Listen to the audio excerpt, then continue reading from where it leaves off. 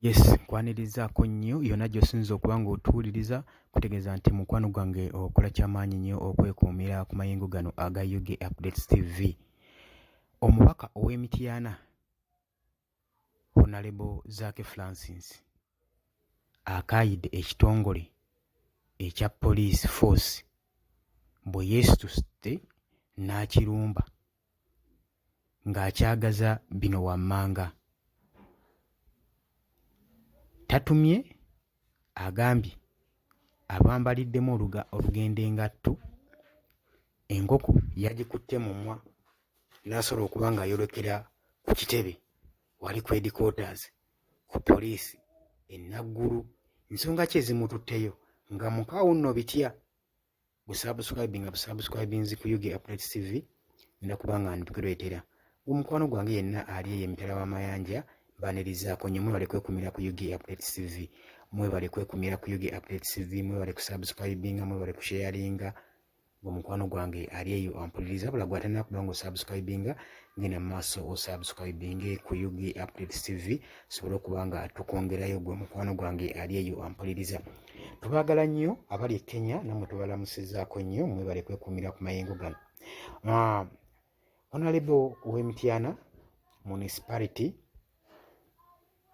era ng'ono member wa Parliament Honorable Zaake Francis avuddeyo ne yeesula n'alumba ekitongole kya poliisi wali eri ku headquarters e Naggulu ng'abanja omusimbi gwe ogubalirwa mu ssente zino zibalirwamu obukadde 75 obwa Uganda, nga buno bwalina okusasulwa Uganda Police Force nga babusasula Honorable Francis Zaake gwe mukwano gwange ampuliriza.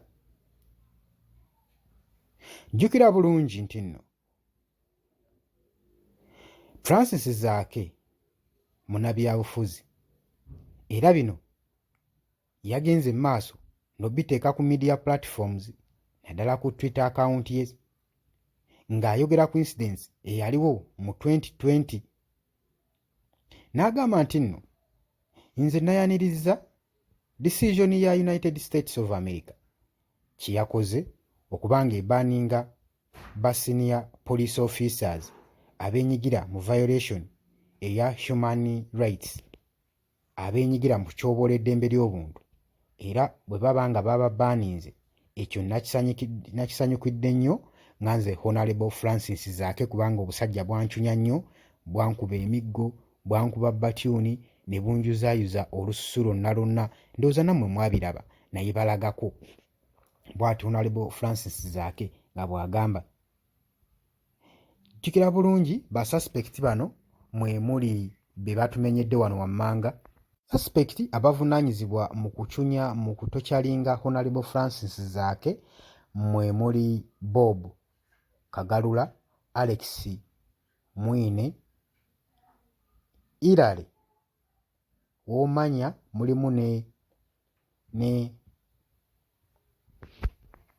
mwe muli ne Amudani Twesigye.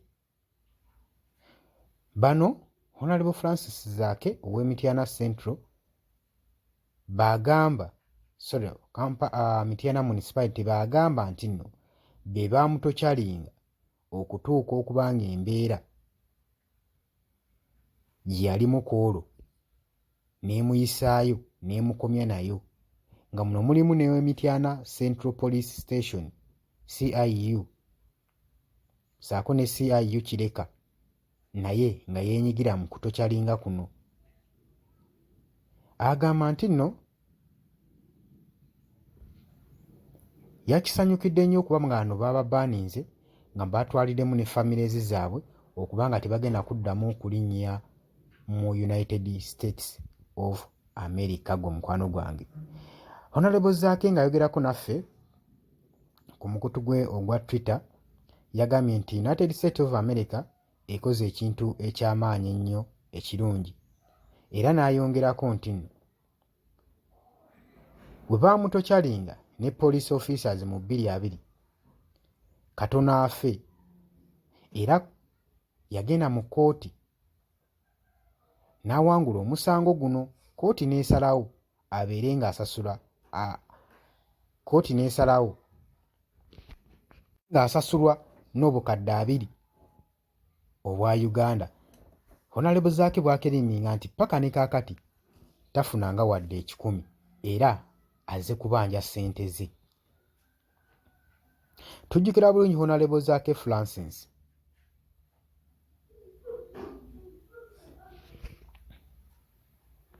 nti nashuwinga bacriminals bano mu High Court mu Kampala olw'okuntokyalinga mu August 2021 naye kooti n'erulinga in my favor era n'eragira babeere nga bankompasetinga ne miliyoni 75 paka ne kaakati zesifunanga era ssente zange nzibanja kuba omusango nagusinga ate abasajja bantulugunya katono banzite. Era yagamba nti poliisi erina okusasula ssente zino mu bwangu ddala obw'ekitalo. Honorable Francis Zaake bw'atyo bw'agambye era yeesitudde n'awuubwa olulu lw'ekigere eri headquarters e Naggulu asobole okuba nga abanja omutitimbe gw'ensimbi gw'ababanja. Kutegeeza nti nno okola ky'amaanyi nnyo okwekuumira ku Yegi Updates TV, tovaako commentinga, sharinga, likinga. Tubaagala nnyo, mweraba.